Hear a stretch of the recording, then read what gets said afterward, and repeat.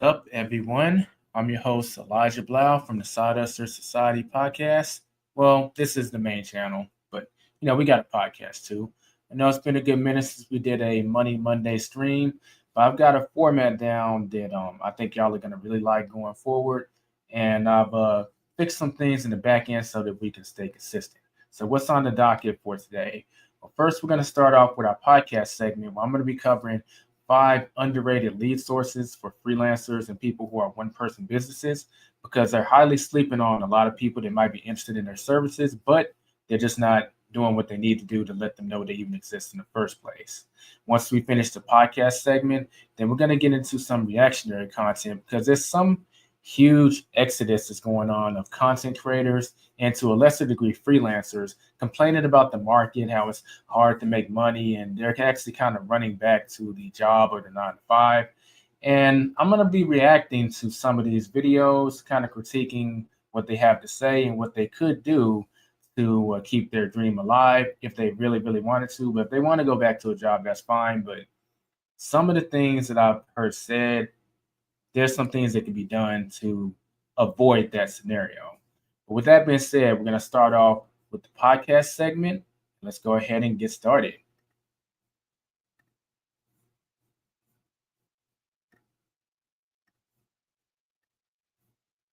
Welcome to the Side Hustlers Society podcast, the place where you can find out more about the hustles that are best for you. And of course, make more money in the process. Elijah has been in the gig economy and freelance space for over 8 years and has done over 4,000 deliveries on Uber Eats. Has several video editing clients, many properties on Airbnb, runs multiple YouTube channels, and is the author of the best-selling book, The Anatomy of Financial Success. It's his mission to empower people with the tools needed to be successful. Now, welcome your host, the king of the side hustles, Elijah Bilel. What's up, everyone? This is your host, Elijah, and we're back with another podcast from the Side Hustler Society. It's been a little bit of an interval between our last episode and now. That's because I've been setting up some stuff behind the scenes to give y'all a better experience. Maybe I'll cover that in another show, behind the scenes stuff, but just know that big things are coming. But in this show, we're going to be rocking solo, and we're going to be covering 5 lead sources that I personally think are underrated in the self-employment world because we've talked about lead generation this whole season. We've also talked about the different forms of marketing, whether it be outbound marketing, inbound marketing, online marketing, offline marketing.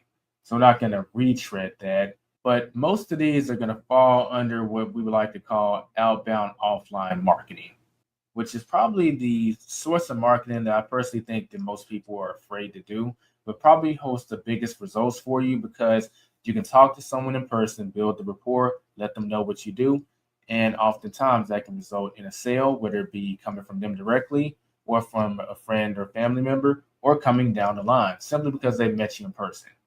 But we're going to do something different for this list of leads because we talked about how to use the grip formula, and that's awesome. But there are scenarios in y'all's lives that y'all are not actually realizing are good lead sources, and it could be costing you money.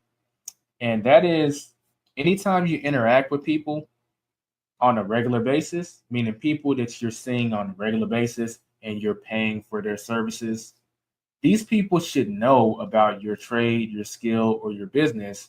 And if we're going to be blunt, they should be contributing to leads for you in some form or fashion.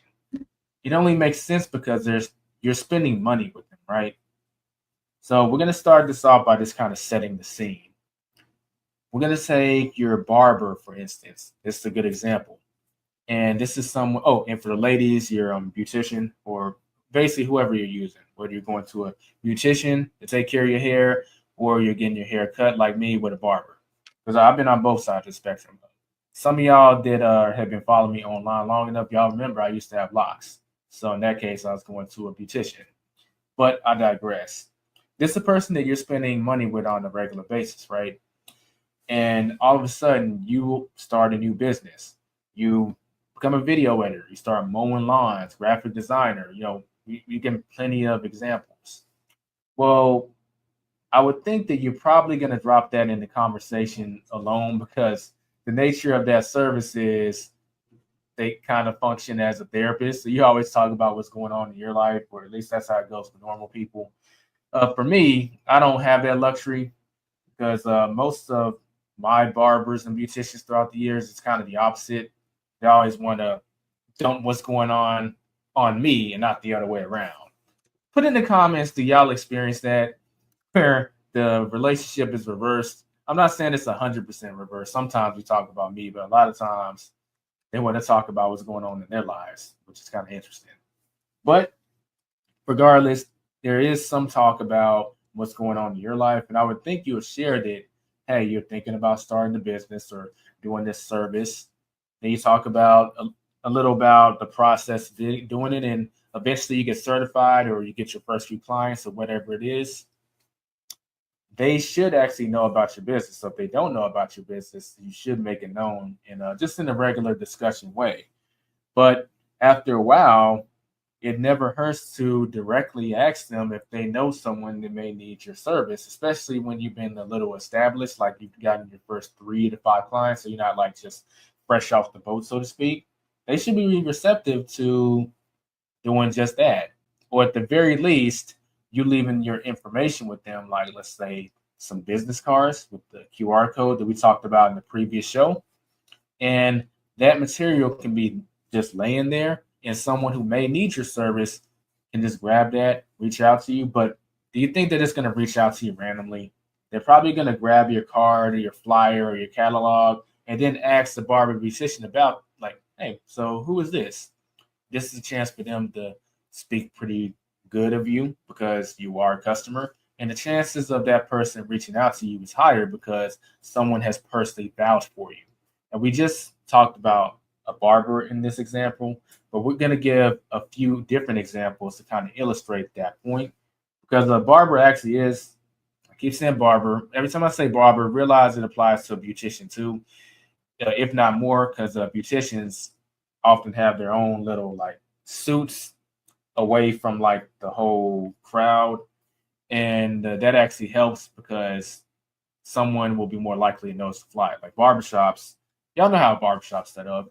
It's a bunch of booths and everyone's having a big discussion. So it actually works better with the beautician setup, to be honest. But I digress yet again. So the first one we're going to get into, the 5 underrated lead sources, if you will, is going to be restaurants. It's in particular restaurants you eat at on a regular basis, not just like some place that you just walked into and you just started eating. I mean, you can if you want, but the whole point of most of these is you don't actually have to use the grip formula. You can if you want to. And for those of y'all that are wondering what the hell am I talking about, what is the grip formula? Check the second, it's either the second or third episode we did on this podcast where I cover social skills and developing influence, and we talk about the grip formula. But the whole point is you actually don't need to use a grip formula because you're spending money with these groups of people. The least they should be doing is hearing you out about your business and passing your information along to someone who may be able to benefit from you. So you don't have to use a grip formula. You can if at that point it's not even really necessary and it's just faster. So yeah. Back to the restaurants. Assuming that you go to this restaurant on a regular basis, and I will be honest, the mom and pop restaurants are actually better for this because there's a good chance you can have some interactions with the owner or the manager there, but the manager there may actually be a family member of the owner. It's tightly knit community versus like you go to McDonald's, which I really hope that's not your favorite restaurant or you frequent to. You don't go there frequently, but opposed to going there and all you're bumping into is people who work there. They probably don't want to work there, and then there's a high turnover. And if you do build a rapport with this person, and the whole thing kind of goes out the window with these big franchises. I'm really talking about the more mom and pop places. Yeah. So I'll take restaurants in the Dallas-Fort Worth area as a good example, and I've actually done this before. Back when I was on the board of the Black Vegetarian Society of Texas, we were organizing this event called Meet Out. It's an event where people can come to the DeSoto Civic Center and learn more about a vegan lifestyle via speakers and presentations that have been held basically all day. And of course, there's other activities and vegan food available.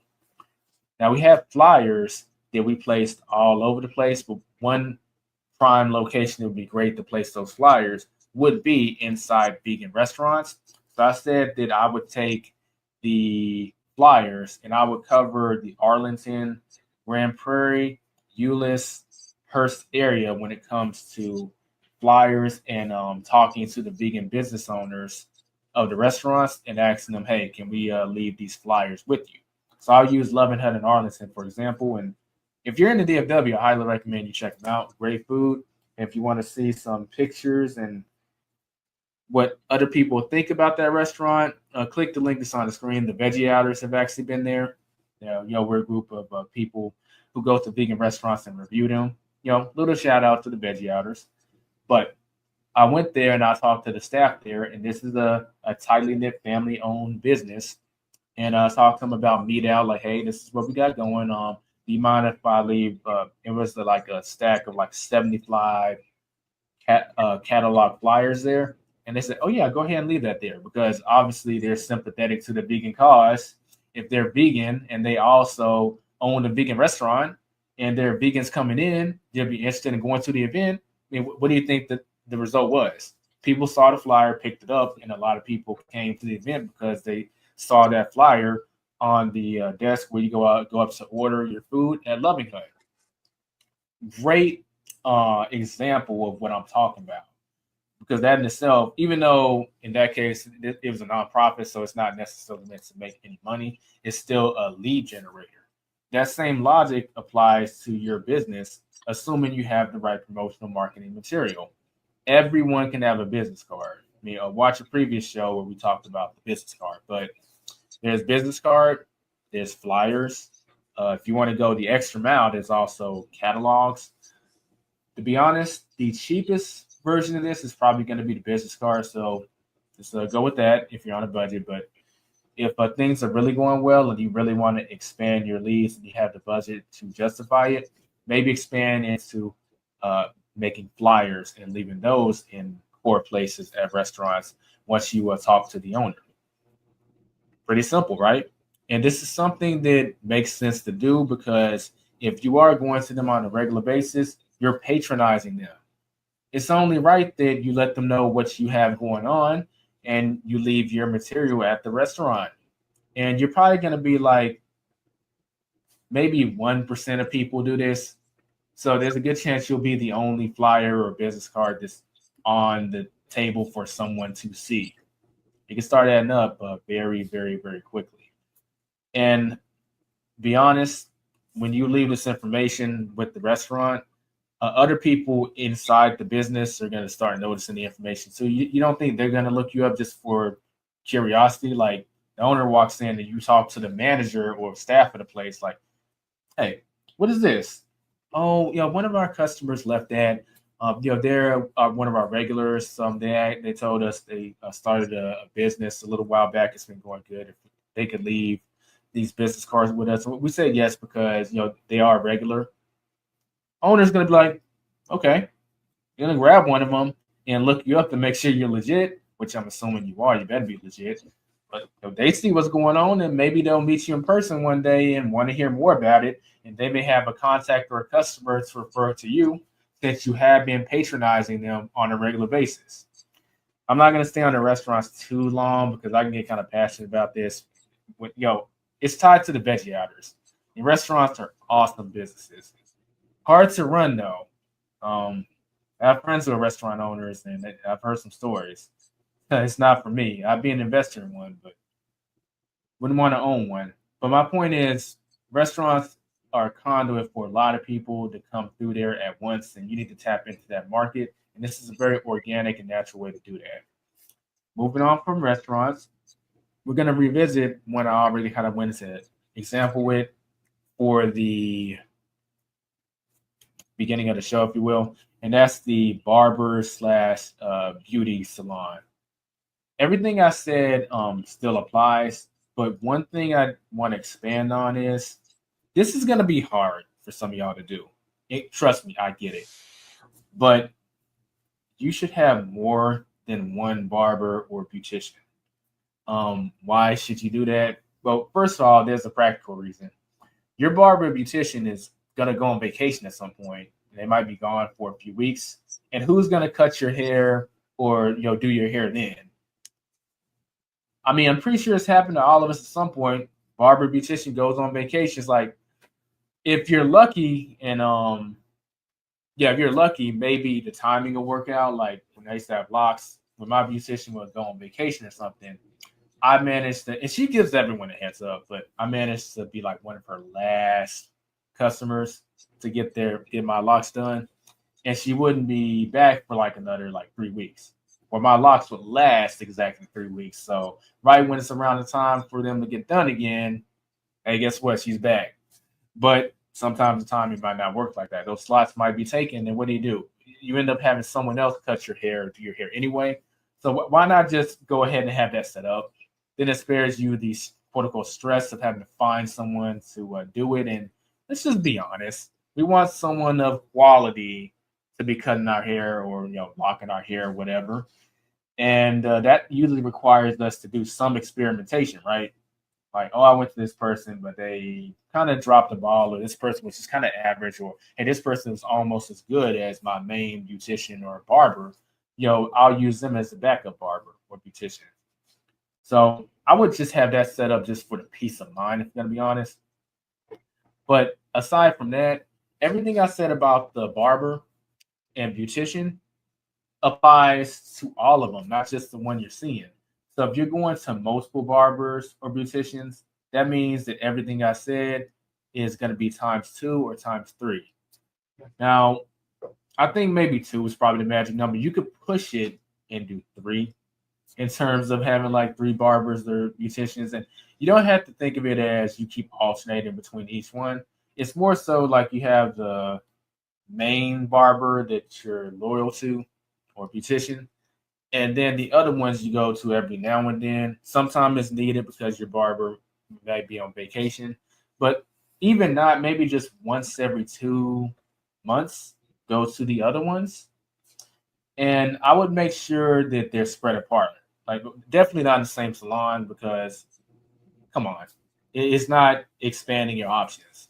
But like, I would make sure, like, I'll use some towns in my local area, for example. So if I had in some alternate reality, I lived in Hearst. Well, and my main barber's in Hearst.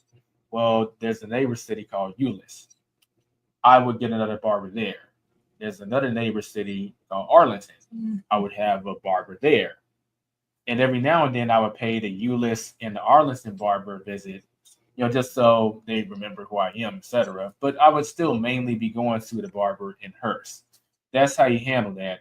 But the thing is, each time you go to a different barber, that's another fresh set of leads that you can tap into just by having a relationship with the barber, but also just the people in the shop. I mean, these are very social environments. Oftentimes, what you do is going to come up anyway, as someone's waiting to get their hair braided or just chilling in the shop talking with everyone. It's probably going to come up anyway. So now you're talking to people in the main barbershop, but every now and then you go to the other one, and every now and then you go to the third one. And these are massive sources of lead generation because different crowds are coming through different shops. You see how you're naturally expanding your horizons? And we're not even talking about going up to strangers like in the produce section in Sprouts, meeting people that like, oh, well, what do I say? Anything like that. You're in a natural, organic, social environment where you can just talk to people and you can steer the conversation to what you do by using the grip formula. But aside from that, just having a relationship with barbers and beauticians who are basically part-time therapists, hearing people's problems. You don't think that some people aren't going to come with them with a problem that you may have the potential to solve? Very untapped source of lead gen, if you're in my opinion, or it's not talked about much. The people who do it, they see the value, but you don't really see much talk about it on the internet. We're going to change that. I'm probably going to clip this segment and call it the most underrated source of leads on the planet for business owners. But moving on from barbers and beauticians, because I did spend a lot of time on that, I just want y'all to see the value in it. We're going to go to people in the services industry in general. This isn't limited to like any one particular thing. Let's say you have a financial advisor. That's someone that would qualify or count under this, or someone who handles insurance, or you have like a caterer for events or an event planner. Like these are people that have services to offer. I mean, more or less, they're kind of going to fall under the same category as you. You're probably going to be a freelancer or someone who's self-employed or a blue collar worker, except for you take jobs on your own. You're not working for someone. They have the same scenario as you. So if you're patronizing their business, you should at the very least be sharing what you do. Now, the difference between someone who offers a service and the first two is where the first two, it's more of a you need to be supporting them on a regular basis. Someone who is offering you a service and you're paying for that, that doesn't apply. They can just service you once, and that's good enough. You should be talking about what you do, etc. Pass out your business card. And if you keep doing the service or getting the service from them, I would actually be more direct in terms of, hey, so yeah, after y'all get done talking, so do you know anyone who actually needs the service of, I'll use myself for an example. Do you happen to know anyone, any clients, or maybe you need the service of video editing or video production? And every now and then, when you talk to them, providing you still are using the service, like if it's some kind of reoccurring service, financial advisor is actually a good example. Uh, how recurring it is, it depends on what your financial goals are. It could be quarterly or it could be monthly. But if it's reoccurring, I would be asking them like, "Hey, do you know anyone who could, benefit my business?" And to be honest, if they don't start sending you leads within the next 3 or 4 times that you've interacted with them, I would consider getting someone else to do that service, because this is a streak that can be going both ways, or it really should be going both ways. Now, I'm not saying it has to literally be like tick for tack, but for every, I'll say 4 times you get their service, they should be sending you some leads that facilitates at least one sale for you. So like a 1 out of 4 kind of ratio. And if that's not happening, well, it means that they may not be referring you, or they just may not have any interest in helping you at all. They just want your money. And this doesn't include them doing the service, assuming they're doing the service right. I'm talking about in terms of helping you with your business and getting the word out. That's not someone I want to work with long term. So I would actually be looking to replace them, because this is actually pretty typical. It's very respectful. Someone who is spending money with you and you're a service provider, and they've asked this of you, you should be making a small effort to see if you can be business cupid and connect someone with that other person that may benefit from using their service. Yeah. So I would be looking to replace them. And this goes both ways too. Let's say someone comes to you and they've been paying for your service for a while and they need help with their business. I would say you're somewhat obligated to help them out too. So this isn't just a one-way street. Keep in mind, this should be reciprocal if someone happens to come to you with this kind of scenario. But yeah, people in the service industry and you're using their service, they definitely should be running their mouth about you if you're patronizing them. Okay. And if they're not, I would dig deeper to find out why. And they may possibly need to get replaced. What more can I say? Service providers should be decent sources of lead generation for your business. What's up, everyone? Hopefully, you're enjoying the material that you're watching right now at this moment. Most people in today's world want to make money on their own terms. They also want the standard American dream that we've all been sold.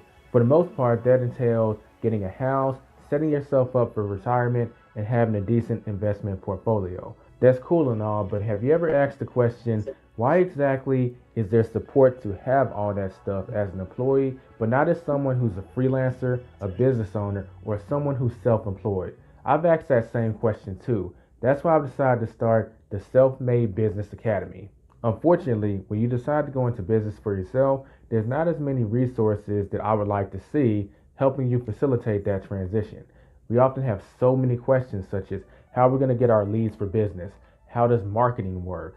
And what are the tactics and strategies that will work best for my personality type? And finally, while most people would desire to get a house, the process for qualifying for a mortgage for a house or even a higher tier apartment in the middle of downtown is different for someone who is self-employed versus someone who works a job. If you want support through all these endeavors and more, I would encourage you to join the Self-Made Business Academy. By joining the Self-Made Business Academy Pro Group, you'll get access to all current existing courses as well as future ones, access to our PDF library and frameworks, workshop replays, and all playbooks. In addition to this, you'll be able to join our weekly office hours where you'll get to talk to me about some of the issues you may be facing as a self-employed person once per week. You'll also get access to live webinar training events and invites to in-person meetups if you're in the Dallas-Fort Worth area and early access to new products. So if you've left the 9 to 5 or you aspire to leave the 9 to 5 one day and you want to know not only how to survive in this world of being self-employed but also thrive in the process, join the Self-Made Business Academy today. Click the link in the description to get started. Now, let's get back to the broadcast.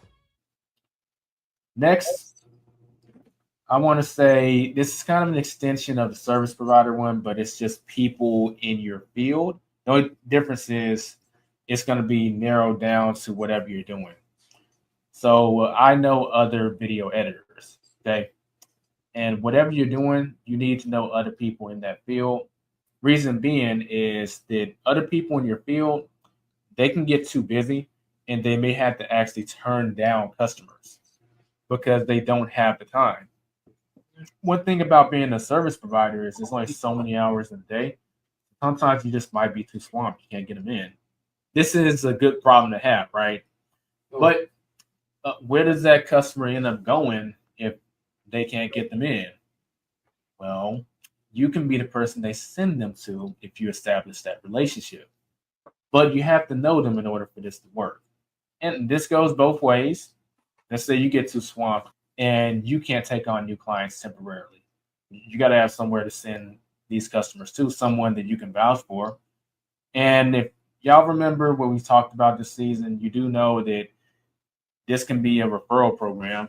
Set something up with people in your field. And if you send people their way, they'll pay you something. So that's another source of income. We talked about it earlier in the season, so I'm not going to go heavy into it. But y'all know that that's an untapped potential financial market. I'll just say that's an untapped way of making money. I didn't have to phrase it like that. But yeah, so Google Forms and then type in whatever service you have. So Forms for video editors in like the Dallas-Fort Worth area or something like that. And you'll be able to find these groups online that people in your trade or service kind of are congregating in and just talking to. And that could be a great place to meet more people in your field, especially Facebook groups. You might end up contributing to a discussion and you agree with someone and you just add them as a friend on Facebook. And keep a record of people that you have contact with in your niche. You could use Google Spreadsheet because when it comes to referring someone to them, you want to have their information. But the same also goes in return. I would actually just give them your information at some point. They don't have to reciprocate, but if they have your number, this is when you might get a random call and then, oh, well, I needed this service done, but Joe is busy right now, but he referred me to you. Awesome, right? And the last one we're going to cover today, so this will be number 5. I just have miscellaneous purchases. The best example I can give of this is if you go into a flea market, like somewhere that has vendors, and you buy something, these would be people that could be great lead generation too. At the very least, they may be interested in your product or service. In fact, this kind of reminds me of when I was looking for a sponsor for the Veggie Outers newsletter, and there's this event called Vegan Fest or no, it's called Veg Fest. And I saw this vendor that was selling like these vegan protein powders that didn't have any soy, any gluten, like nothing like that. It is made from like high protein herbs. I thought it was pretty interesting, so I went up and talked to the guy. And after we got done talking, I told him about the veggie outers and what we do, and we're looking for sponsors. And something that you have right now could potentially be a great product that the veggie outers would be interested in. Like, would you be interested in talking more about this, tomorrow? And he was. So we ended up talking about it that following Sunday. That's actually a great example of that. He was actually a good lead for me for the newsletter, and vice versa. I'm a good lead for him because he has a product that is directly targeting a group that I'm running. So that's a good example of that. But even outside of that, if you build enough rapport with someone in the vendor space and y'all exchange information, especially if you have a service that's kind of complementary to what they're doing, vendors can actually be chatty people. And they usually have good quality conversations in between, like when it's not busy at an event. Now, when it's busy, they can only give a customer so much time before they have to move on to the next one. But in between, like during the slow periods, they're usually pretty chatty people. I mean, they can either chat with people or just sit there at their vendor booth looking bored as hell. Pretty simple. They're gonna be talking to people, especially if there's more than one person at the booth. Like I used to do this back when I was heavy in network marketing and total life changes. When I had a booth set up, I would have someone on my team sit there, and I would go and be talking to people, warming them up, and bringing them to the table. And then we would switch. Like I've been out there interacting with people for like an hour. So now it's my turn to sit here and run the table while you get out there and talk to people. So vendors can be a great source of lead generation, provided they know who you are and they have your information. And especially if they're in some kind of adjacent industry to yours, it could benefit them to pass on your information to someone. Or if their industry isn't related at all, that means you're not a competitor, so it's not going to hurt for them to pass on your information. So yeah, the miscellaneous purchases, don't sleep on that. That can be a good source of lead generation too. But that covers the 5 ways of generating leads in person that's very underrated in my opinion. Yeah, so that's plenty of material for y'all to get out there and just make some changes and start generating more leads. Then use the information we talked about this season to go ahead and sell them on your product or your service. But that does it for this episode. If you found this video helpful, give it a thumbs up. It really helps with the YouTube algorithm. And of course, don't forget to subscribe if you're new. And feel free to drop us a rating or review if you're listening to us on Spotify or Apple Podcasts. I will catch y'all in the next video, podcast, live stream, whatever you want to call these. I'll just go ahead and go with podcasts.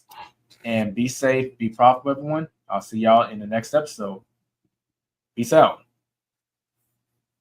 This episode may be over, but your hustling journey has just started. Visit thesidehustlersociety.com to access all links and resources mentioned in the show that will help you on your hustler's journey.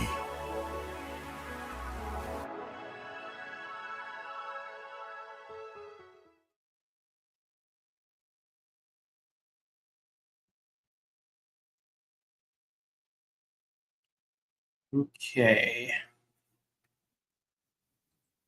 No, not supposed to come up yet. But yeah, that concludes our podcast segment.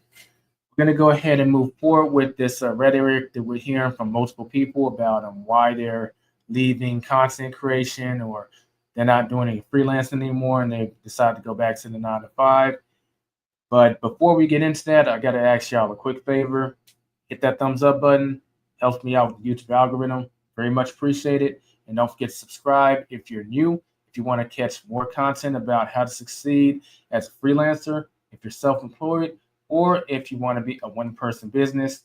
And of course, we haven't forgotten about the side hustles. Anything that we talk about can be a side hustle, but if you put more energy into it, you can turn it into a full-time hustle. So coming up, let's go ahead and change formats real quick. So I told y'all I was making some improvements, and yeah, we're getting into the reaction format. And what we're going to be reacting to now, go ahead and remove that. So the Fiverr CEO, and for those of y'all that don't know, Fiverr is essentially a freelancing platform that you can use to get clients from and make money. I think everyone already knows what Fiverr is.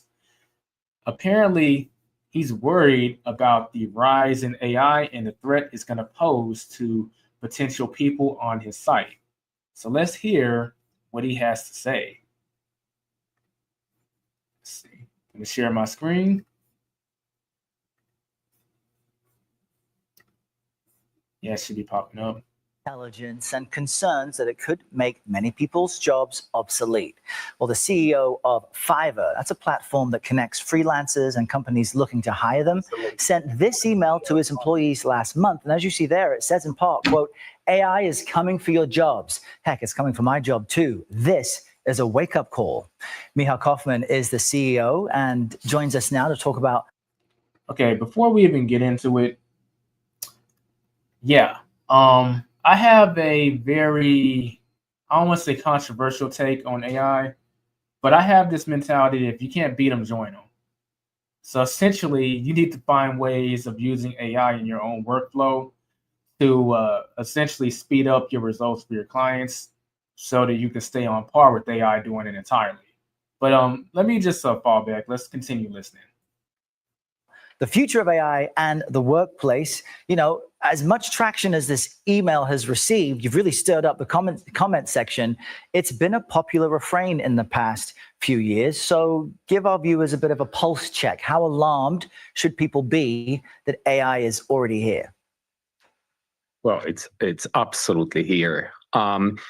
And you know, I think the email came at the backdrop of our employees that are wondering if they have a future in their professions. And they weren't really waiting for my email. And if anything, this email... Fair use. Okay, Fiverr CEO emailed his staff. So he actually emailed his staff about his concerns. Now, I didn't know about that. I only heard that he had concerns in general. It does not matter if you are a programmer, designer, product manager, data scientist, lawyer, customer support rep, salesman, or a finance person. AI is coming for you. Okay. Well, in general, it seems like he's mostly worried about the tech industry. I mean, not to discredit what he just said, but I think that's the industry that's probably the most in danger from what he's talking about. Let's go ahead and keep going.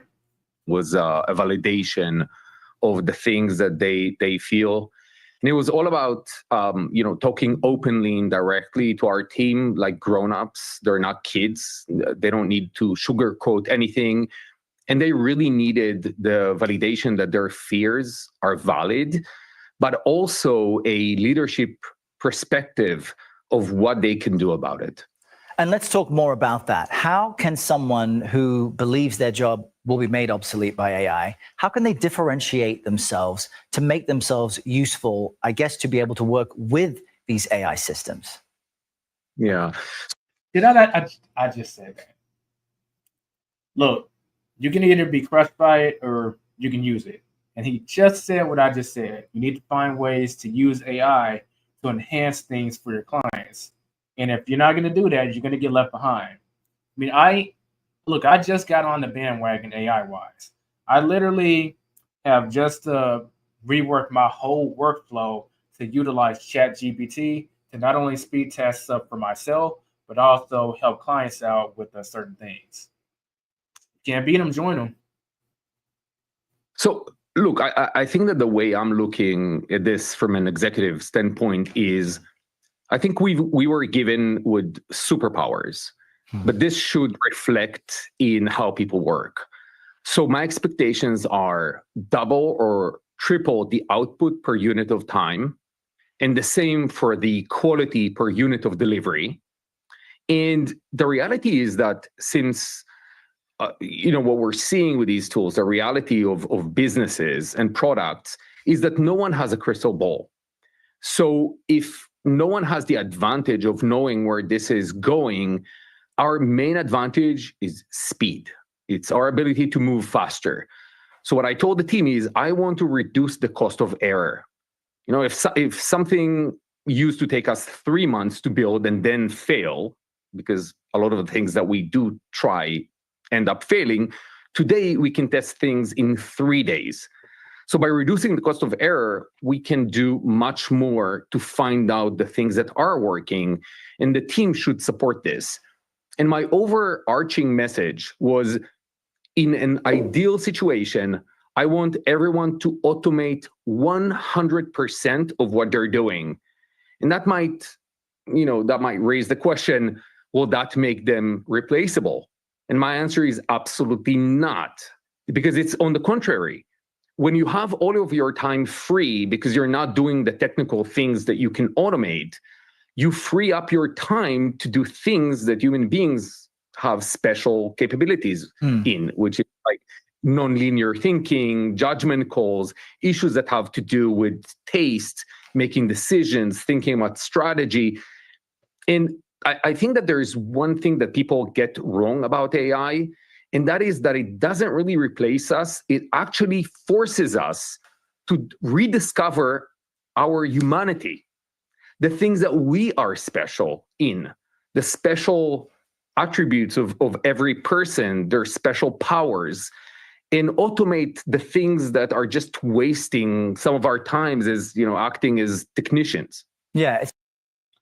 Okay, so I do want to say that this source of this video is from CBS Morning News, obviously, but it is going to be linked in the description. Definitely check it out. I'm sure that channel some support, even though it's a news channel. I'm pretty sure they're doing fine. But let's talk about what he has to say. So he's talking about how AI can be used to automate, but he's saying that it won't necessarily replace human involvement. And you know what? Let's kind of narrow that to the freelancing field for a second. I'll talk about myself. So as y'all know, I'm a video editor and I do some edit. I specialize in podcast editing. And a lot of my clients want clips made from their podcasts.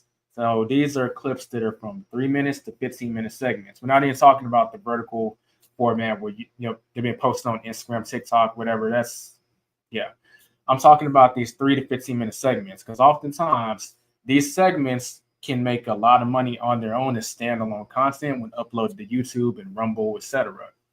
And technically, there's a software called Opus Clip that can identify clips that would be good clips and separate those sections from the podcast. And you could just take that and upload to YouTube and get some decent results. So that's a good example of AI replacing like what humans are doing. But I want y'all to think about what I just said. It's replacing something that's very, very, very, very basic to do. So if that's all you were doing for your clients, then you kind of deserve to be replaced. You're literally at the bottom of the barrel in terms of getting your clients the best that you can do. But what offsets that for me is a client can do that, but what if they don't want to have to deal with all that technical nonsense? They just want someone else to take the responsibility of that and make sure the clips get made and it's going to get them views. So you take those clips, and it still needs to have an intro and an outro put on it.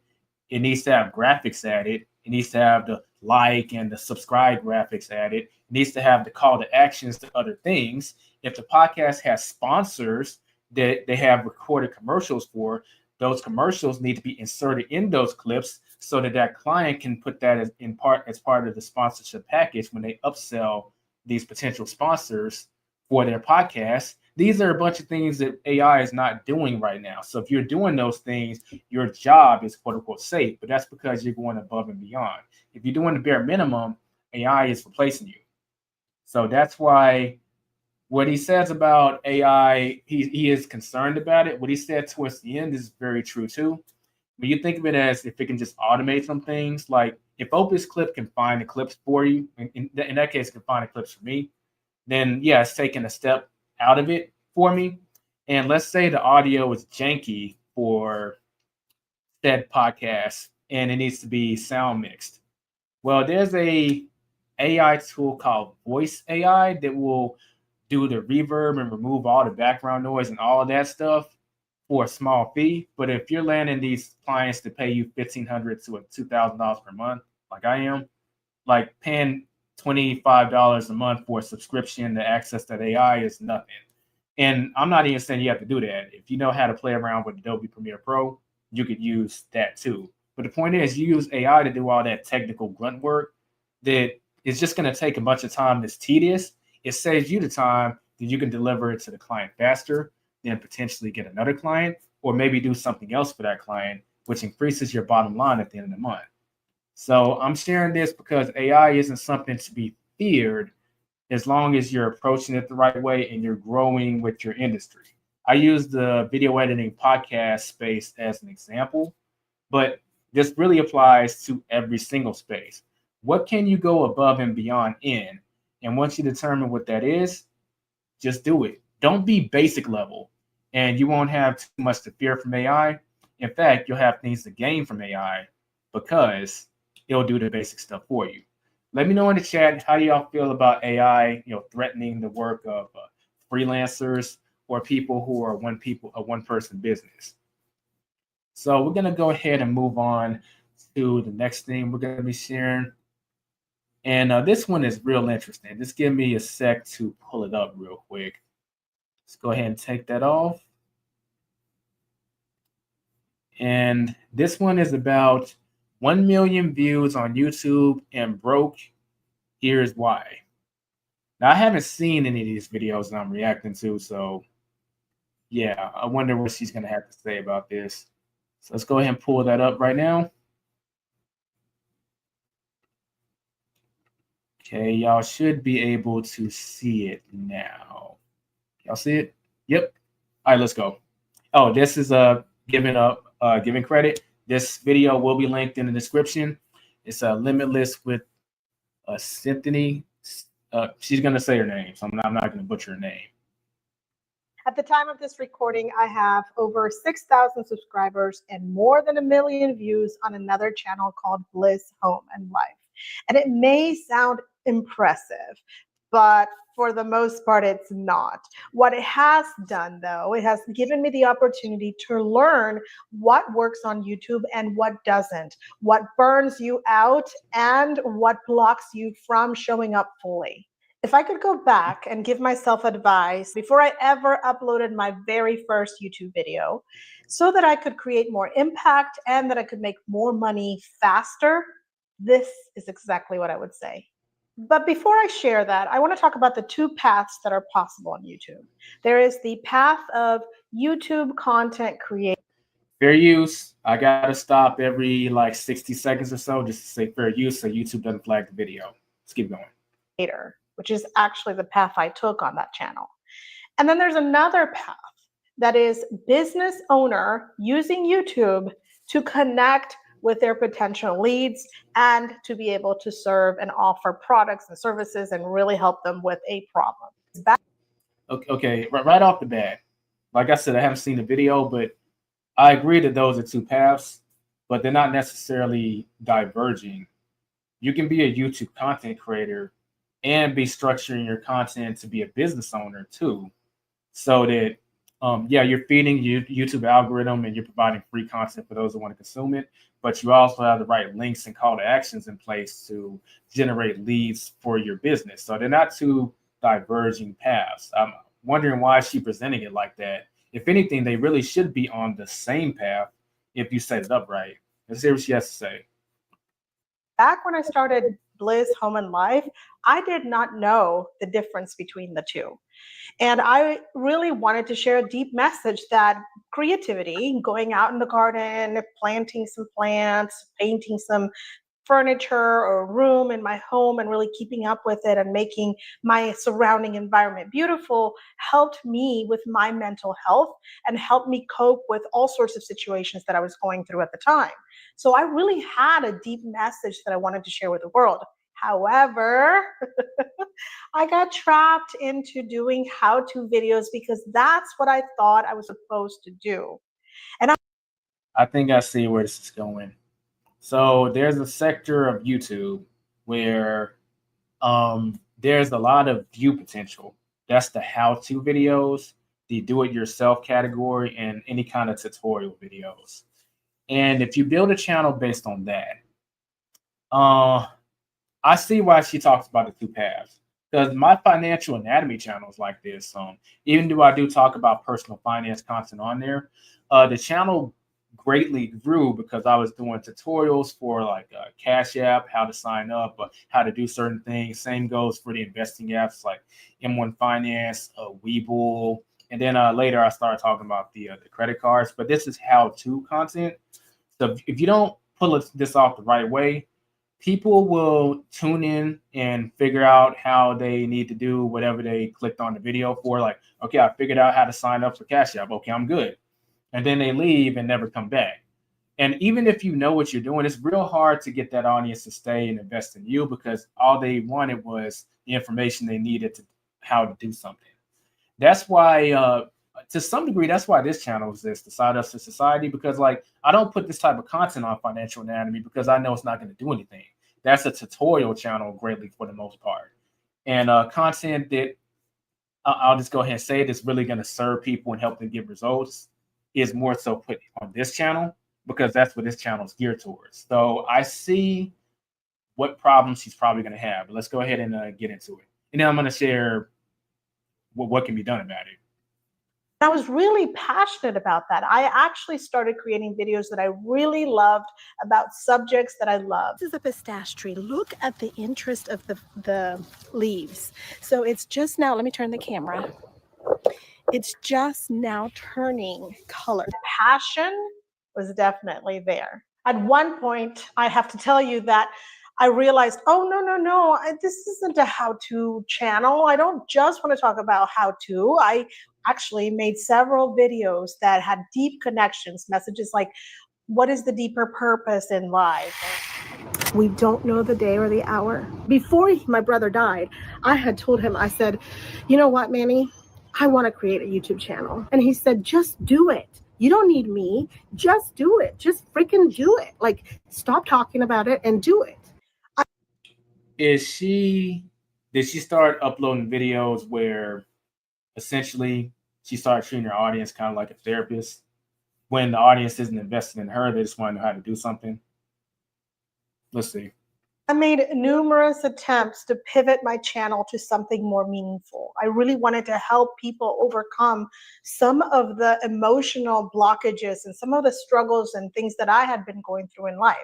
But because I was making videos about how to plant a Chinese pistache tree, how to clean a fence, how to plant privacy trees, I steered my channel in a completely different way, and I had a very difficult time coming back to that deeper message. And I could tell my audience was all over the place. I had all kinds of age groups. I had all kinds of, oh my gosh, the profile of my viewer was so random. It was very hard to know who I was really speaking to. So with Okay, y'all. I'm gonna go into full rant mode. Nothing against her personally, because she's more of an avatar. A lot of creators make this problem.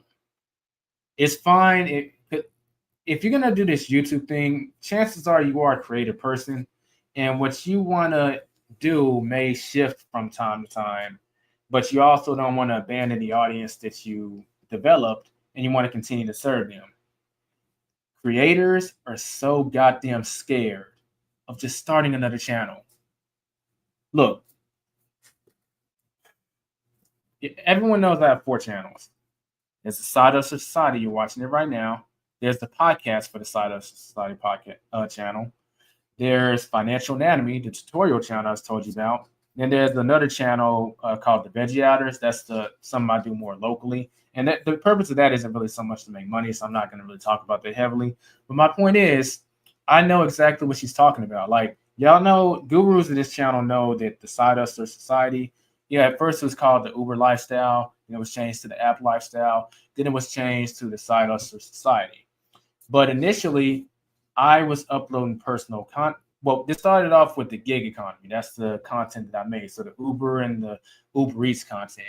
And I wanted to make personal finance content, but when I uploaded it, like I would upload a video about Uber or Uber Eats, particularly Uber Eats, and that would get like 10,000, 20,000, 50,000 views. And then I would upload a video about how to save properly or how to categorize your monthly expenses, or even how to do certain things with apps, like how to invest using M1 Finance, and we get like 90 views, 150 views over like 2, 3, 4 weeks. So what I did was I just made another channel and I put all that stuff on the Financial Anatomy channel, and that channel grew much bigger than the Side Hustle Society, the one we're on right now. You can't be scared to just build another channel. I get it. People don't want to go through the whole monetization thing and getting to 4,000 hours and 1,000 subscribers, but then you end up with a situation like this. So if you're not going to put it on another channel, putting that content on here, your main channel, is going to assassinate that channel's growth. And then YouTube itself won't even know how to categorize your channel. So if they don't know who to serve your videos to, the channel gradually dies. Let's hear what else she has to say. With all that context, my very first advice, choose the path of business owner, because the path of YouTube content creator is so competitive and it is so saturated with people that are amazing content creators. And I'm not saying I'm not. Okay, I'm going to disagree with that. Amazing content creators, I need a soundboard. A lot of the content on this platform is freaking trash. It is not saturated with amazing content creators. It's saturated with low quality or average content. Just don't be average. Excel in some form or fashion, and you can carve yourself a nice little niche. I disagree that it's saturated with amazing content creators. It is saturated with creators, but they're not of quality, I would say, in terms of content production and just putting information out there and serving their audience. Let's keep going. Not a good content creator. I think I have a knack here and there to talk. What makes more sense and is way more sustainable is to choose the path of business owner if you want to make money on YouTube. And when you look at it in that path, you're going to have a completely different strategy, because then you're going to focus on your audience. You're not going to create about what you're passionate about. You're really going to create what they really want and need to solve an important problem that they have, and you have overcome that and you have a solution for them. That is such a completely different strategy. So that is lesson number 2. Build your audience first. Focus on your ideal avatar, the ideal viewer and the ideal client that you would like to have, and speak to them. Speak to one person that you could possibly help and change their life in some way that would make such a big impact on them. Do not chase views and do not chase the algorithm. When you're looking for that perfect video, that perfect title idea, that video that could go viral, you're losing sight of your ideal viewer. You are not creating for them. You're creating for the algorithm. This is a brand new channel, and if you haven't noticed this. I'm not going to say that she's wrong. I want to expand on what she's saying. There's a little more to it than that. So what she said is true, but once again, there's a way you can do both, but it requires you to actually do some research. So if you've identified your desired customer avatar, if you cross-reference it with YouTube, with research done in Google Trends and YouTube search engine, there are plugins like TubeBuddy and vidIQ that can help you with that. You'll be able to identify trends that your customer avatar is going to be watching or involved in. And if you make content about that, you can ride that trend, get some decent views. And of course, you'll be in front of your customer avatar that you want. And these will be the people most likely to work with you. Now, I do think that what she said about the business owner, that needs to take priority, but the algorithm should be secondary. It shouldn't just be out of the equation.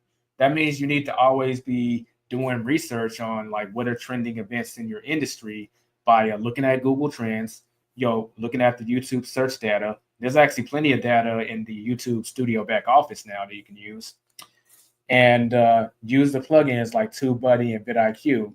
Shameless plug, but if you want to try out TubeBuddy, you can actually click on the link in the description, and you can try out TubeBuddy. But I just wanted to comment on that. Let's keep going. This is the very first video on that channel, and it has 0 subscribers, 0 views, and you are watching it in real time as I'm going to be growing it in a totally different way with a different strategy and a different path. The third piece of advice that I would give myself is it's very difficult to rely completely on YouTube and Google AdSense to be able to count on any revenue. Oh, I couldn't agree more. Y'all already know my whole story with the YouTube invalid traffic glitch and how it slashed my ad revenue by 60%, which in my case, it was very annoying, but I hadn't relied on YouTube ad revenue. I had other revenue from other sources. I had my rental properties on the Airbnb, I had the product sales that were coming in, book sales. So it was more annoying than anything, but that was about like $1,500 per month that got slashed to like $500 per month. And eventually they did fix it and whatnot, but it's just like that was the case for a whole like 10 months.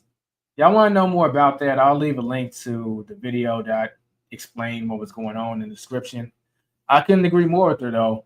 In fact, I'm actually kind of mentally conditioned to use the YouTube ad revenue and see it as the advertising budget for my products. Like, look, your job every single month is to get rid of that stuff or save it at the end of the year and throw it to the government for taxes. Like, don't do anything else with it because it can vanish.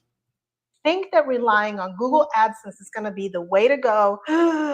Oh boy, do I have some surprises for you. I originally started thinking, I want to get monetized. I really want to make money on YouTube. And I think I'm supposed to get brand deals and affiliates. And so I'm supposed to get a lot of views and a lot of subscribers. And then that way I can, talk to brands and say, hey, I've got something here. You want to advertise with me? If you do that, that is possible. And there are people making money like that. I know YouTubers who do make money like that. That is one path. But if you really want to make money that you have control over, what I mean is Google AdSense controls everything. They control who they promote your video to, what type of advertisers they have, and how much they pay you for the cost per mil. You don't have much control over how many people see it, how many people watch the videos. It is so difficult to predict because there's so many variables to that. So for me, it's about my audience. It's about the people that are watching. It's about you. If you're watching this video, I want to help you. Whoever is watching this video who's like, yes, I think she can help me because she's made all those mistakes and she's figured it out. Good for her. Props for her putting her audience first and for making this video because she's just kind of sharing her journey and hoping that the audience can learn something from it. But yeah, props to her. Well, that's who I would serve. And the same for you. Figure out exactly what your story is and really connect with that audience. It'd be good if in your videos, for example, you did ask them, you said, hey, what is your biggest frustration? What is keeping you up at night? What are you really wanting to achieve that's been really difficult for you? I'd love to know. Just asking them that. And by the way, I am asking you that. What is your biggest frustration? I would love to know that. Drop that in the comments below because that is exactly how I get to learn how I can help you and serve you better. Here's another total fallacy to my other channel. The advice to myself is this: keep it simple.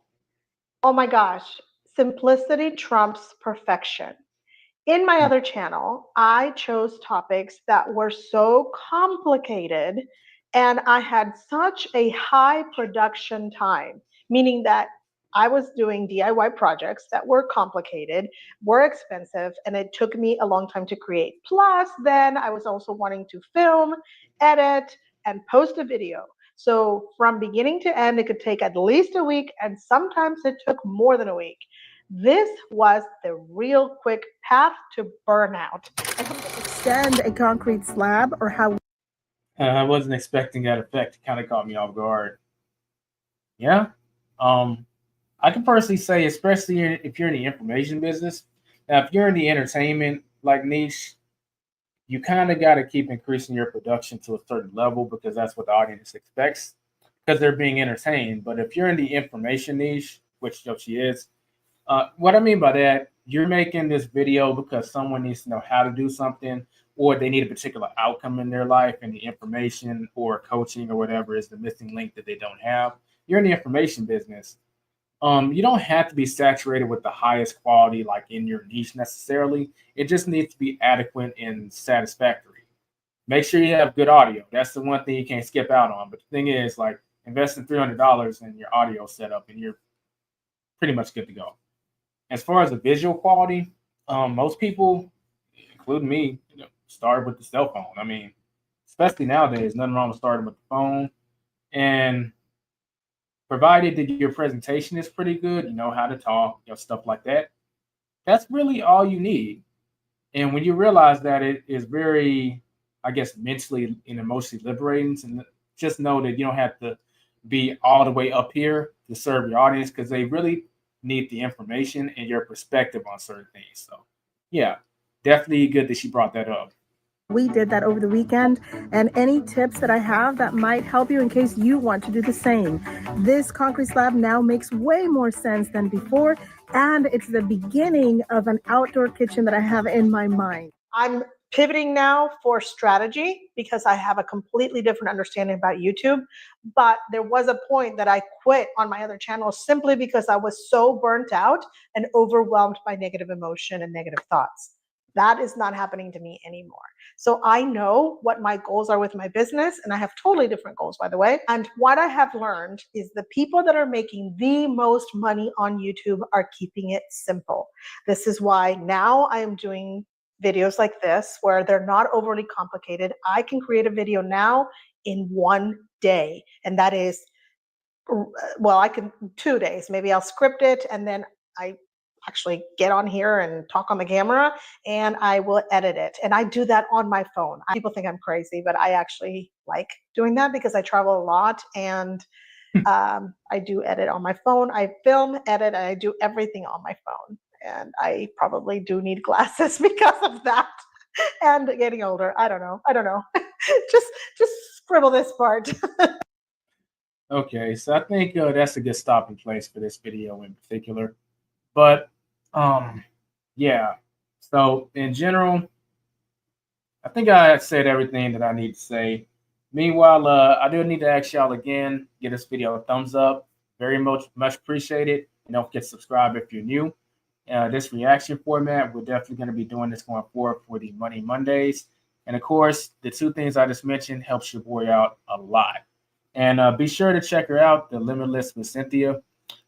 This video will be linked in the description, so give her a sub. I'm sure her other channel is linked on her channel page too. And yeah, we'll go ahead and move on to the next video, which is, let's pull it up here. And this will be the last video. So if y'all have any questions or comments, y'all can go ahead and drop those in the chat. Let's see what we got.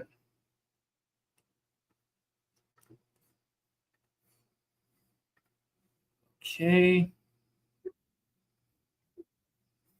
This one is called Going Back to Nursing, Influencing is Dying. And we're making the assumption that influencing is just, she means like being an influencer is dying. Okay, so let's go ahead and bring this up.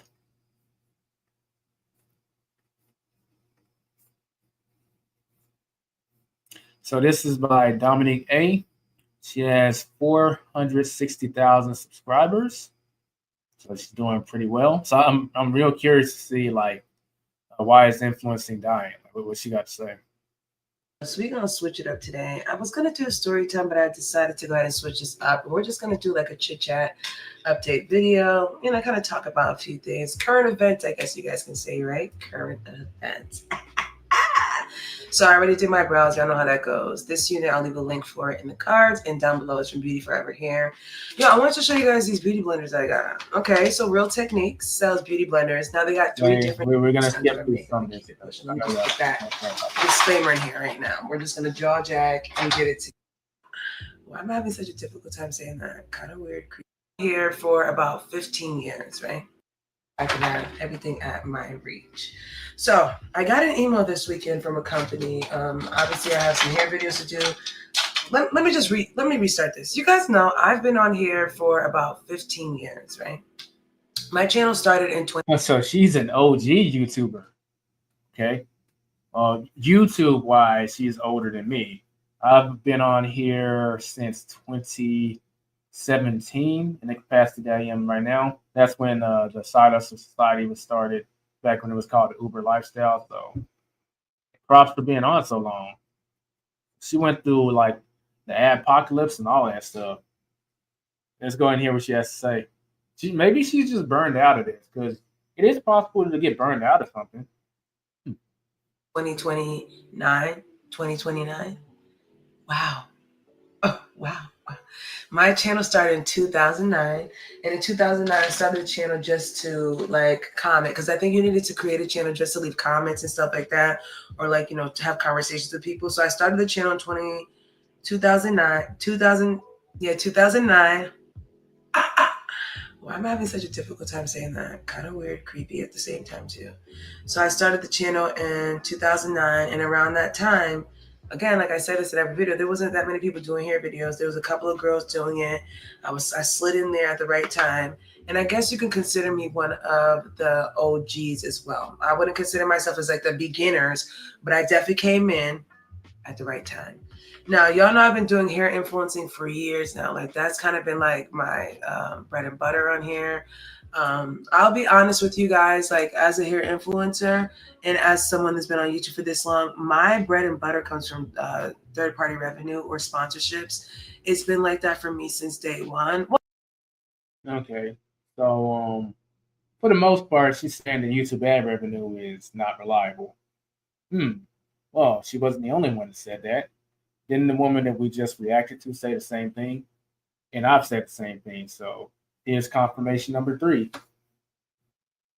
Well, not really. Like Google AdSense checks, they'd be good. There was a point on YouTube land where Google AdSense checks were really, really good. Like, and I mean really, really good. Like in the beginning, the prime, until they started trying to switch everything up. Platform became oversaturated, so you kind of get lost in the algorithm. So I'm gonna be honest, as a influencer myself, my bread and butter is sponsorships. Like I'm not checking for no Google AdSense. Yeah, I'm just gonna read what's at the bottom here. The Google AdSense isn't a guaranteed amount every month. Views fluctuate, and so does the payment.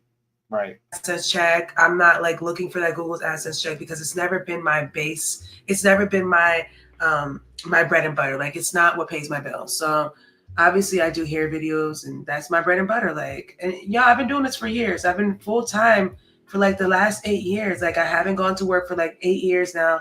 I've been doing it straight up full time. So you can only imagine, like it has to be good money.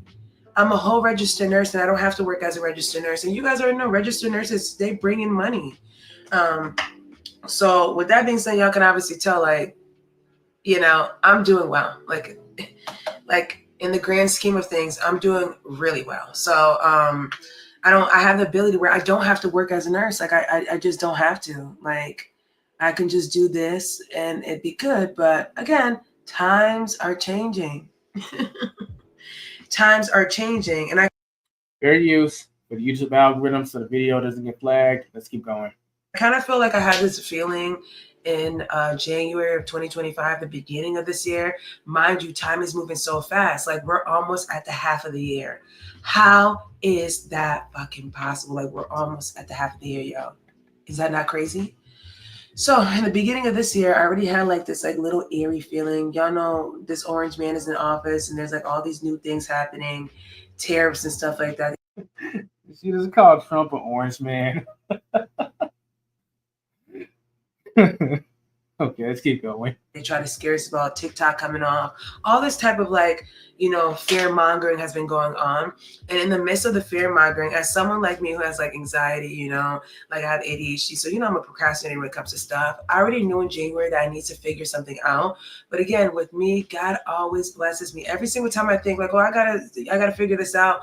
God is always putting things in my pocket or putting things in my hand. So then I kind of like forget the goal that I had or what I need to start doing. So in the beginning of this year, I was talking to you guys about how I'm trying to prepare to pivot. And when I mean pivot in the sense that I need to go and pick up some shifts. Like I'm not about to sit here holding my glizzy in my hand and waiting for everything to fall apart. And I felt like last week a few days ago when I got this email, it was just kind of like one of those like, all right, girl, You gave it 5 months, guys. God gave you a couple of months to, do what you had to do, whatever. But you have to pay attention to the time. So again, I'm saying this for me. I don't know about anybody else, but I'm not the type of person to sit around and wait for things to crumble and fall. And again, like, I'm not in a bad position at all, but I just don't like to be behind. I don't want to be left behind, and I don't want to be sitting around waiting. And I'm just not that type of girl. So the email that I got this past week was a package that I have coming in from a hair company. And again, the hair companies are my bread and butter. That's how I make my money. It's sponsorship money. I get paid my money and I go about my business. You know what I'm saying? And She's gonna give me details, but she keeps mentioning I understand if she doesn't, but I'm just kind of wondering if she's gonna share like a dollar amount of how much she's getting paid, whether it be AdSense or is there some NDAs involved as far as her not being able to share how much she's getting paid by these sponsors? It's just very vague. So it's kind of hard to react to unless she shares the numbers. Let's see if she does. it's good money. Like, I'll be transparent with you guys. Like, I work as a hair influencer, and obviously my channel is a mixed channel. So I do other types of contents as well, vlogs, travel vlogs, stuff like that. But again, the most money that I make is through sponsorship. So in a single month with my sponsorship money, which is, like I said, my bread and butter, I can clear out about like 10K to 15K. On a good month, I can make $20,000. So Okay, during the holidays, I've been able to make 30 to 40K in a single month. So, look, there's a missing piece to the puzzle. I agree that's good money, but like, what kind of lifestyle does she have that she feels like she needs to go back to nursing, go back to, well, she said go back to nursing. That doesn't necessarily mean going back to a job, because there are plenty of nurses that work as independent contractors, and they'll be at a hospital for 3 to 6 month stints or sometimes 18-month contracts. Because I get some nurses through corporate housing for some of my rental properties on Airbnb. So she might not necessarily be going back to a job, but why does she feel like she needs to return to that world if she's pulling in so much money per month? Like, there's some missing here. Like, what kind of lifestyle is she living? Is she living beyond her means? Let's hear what she has to say. and that's, again, as a hair influencer, that's what I do. So Okay. Y'all get what I'm trying to say with this, right? So I got the email from the company, and you guys know that this orange man, man has started up this tariff business, right? So of course, I'm like, okay, I don't really see anybody on here, because what I'm gonna do first is look for research. I'm gonna go on TikTok and research hair influencing going down, or I type it in like, or tariffs ruining hair business, like stuff like that. I even came on YouTube to find anyone else that's talking about the disparities of being a hair influencer and influencer in general. And I haven't heard anyone say anything. And that's the thing about social media. Social media is so fake. Why are you not giving information out that's pertinent to the career? A lot of y'all want to be influencers. And in order to be an influencer, you need sponsorships. Views ain't going to. Okay, that's not true. You don't need sponsorships to be an influencer. That's the path that she took. In fact, this is a good parallel between the first woman it reacted to and her. You know, she shared there's a business owner path, although I disagree with her separating the two paths, like YouTube content creator, business owner. If you're a business owner, then you're going to prioritize selling your digital products or selling your products or getting leads so you can do your service for your clients over pleasing the YouTube algorithm. Although, like I said, the YouTube algorithm should be secondary and still be in the equation if you're going to do it that way. You don't have to touch a sponsorship deal. And there's plenty of people that are making like 10 or 20K a month just off of their online business, whether it be selling digital courses or memberships or digital downloads or through their Patreons or affiliate marketing or YouTube AdSense revenue, or a combination of all those things that stem from their one or two businesses. And they don't even touch sponsorships. In fact, some creators don't touch sponsorships because they don't want to be held accountable from someone and be told what type of content they have to make. So you don't have to take brand deals or sponsorships to be an influencer. That's just not the case. That is her path. That's how she achieved it based on what she said, and that's cool. But you can achieve it in multiple different ways. That's all I'm going to say. To cure you all the way. Like, y'all already see the algorithm. It's dying. Like, people that used to get 100,000 views on the video getting like 30,000. Like, it's not the same anymore. So let's be motherfucking for real. Well, she's an OG YouTuber, as she claimed herself, and I would agree. So it probably is different from when she first started. I don't have anything else to say about that. I would just say that the quality of views matters more than the quantity now, and it kind of really makes you lean closer to probably being some type of business owner, so that you can make your money a variety of ways. But if you're strictly just like a YouTube content creator or influencer, perhaps things are getting more limiting in that regard. But I never push for someone to strictly just be a YouTube content creator. You need to be a business owner first and a YouTube content creator second. Or you can flip that scenario, but both of them need to be in the equation. Even if you're just a full-time like entertainer like type of channel, you need to be selling merch. You need to have your own Patreon. Like there's other things you need to be doing in addition to the content creation that are complementary. Even if you're not going to be offering some kind of product or service because you're not an information-based influencer. So the email basically was the tracking number for one of the wig reviews that I had, right? So the first thing that I'm going to think about, okay, I'm getting a tracking number, right?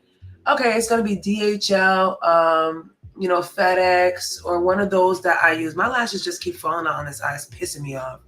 So it's going to be like DHL, UPS, one of those that I usually, get my packages sent to, right? Y'all, tell me why the company sent me this different link, and it's through like a different courier, whatever it is. I'm crossing my fingers that there is no tariffs that I have to pay for, but you can already tell now the regular distributors that used to send us wigs, like DHL, FedEx, and all that, they are no longer taking the stuff from China. Now, this guy was talking about this stuff since April. And again, holding my glizzy in my hand, just sitting here waiting for things to evolve, which that's not something that I used to do, but I kind of feel like once you become an influencer, you become too comfortable. Like, and we're going to talk about that. I agree. I've had stints in my influencer career, if you will, where I've gotten too comfortable. Then I've regretted it. I would argue that the whole like invalid traffic thing with YouTube, like Google AdSense, was a symptom of me being too comfortable. I should have been much more aggressive in promoting my own products and services. Then I'm not saying it hurt me hugely in the first place because I had other sources of money, but it was enough to annoy me. If I was more aggressive initially, then it wouldn't even matter all that much. I do agree with you. So he said this last month, and the tariffs are already in place for China. A lot of us, most of our sponsorships come from China. Everything that we have in here is from China. Like my iPad, my camera, my lights, they're from China. In order for me to do this production, everything that I have in this production right here is from China. So again, he said he's going to put that 125% tariff on China, whatever it was, he did it. So literally, guys, it is May 9th. And when I tell you guys, the stuff has already started to transpire. And on top of that stuff, the economy is already bad. Like what we used to make back then is not the same now. And I make even more money now. And I'm telling y'all, it's enough, but it's not what it used to be. Pre-COVID, a motherfucker was balling, and I wasn't even making as much money as I'm making now, which is fucking crazy. All right, she's starting to drop the F-bomb, so we might have to. I think this is probably a good place to conclude it because I can tell she's starting to get energetic. She's gonna be dropping the F-bombs. We don't want YouTube flagging the video. I am kind of. I want to know like why. How do I phrase this? Like what kind of expenses does she have where like 10, 20, $30,000? Well, let's take the low end of what she said because she said things are starting to get hard. Well, she didn't say that. She's going back to the nursing. So I'm just assuming that. So let's just say $10,000 per month. I'm just wondering like what kind of expenses does she have where that's really a problem? That's the missing part of the equation. She might share it late in the video. I'm not sure. Now, the video is over 37 minutes long, so we're not going to watch the whole thing. So if y'all want to check her video out, her video will be linked in the description. This is from Dominic A. And that's just my only question. I said everything I wanted to say as far as commentary on what she had to say. a lot is based on her experience as an influencer, and that's fair. But they're just certain parts of it just were objectively wrong. There are other people making money various ways, and it's important to know about all these ways and utilize as many of them as possible, so that when one area is affected, you can still be receiving money from other areas. And sometimes, like, one area is downgraded, but it increases in another area, so it still balances it out. And even if that's not the case, and one area just starts to go down, which in her case is sponsorships, well, it didn't hurt so much if you have 6 other sources of income coming in. So we're going to go ahead and stop sharing. And let's bring me back on the screen. And I think that's a great place to leave off this Money Monday. So this is the first time we tested the reaction format out. Looks like it's going pretty smooth, so we'll definitely be doing that going forward. Like the video, will help your boy out very much, and it's very much appreciated. Don't forget to subscribe if you're new. And yeah, I'll catch y'all in the next stream, which will be next Monday. Peace out.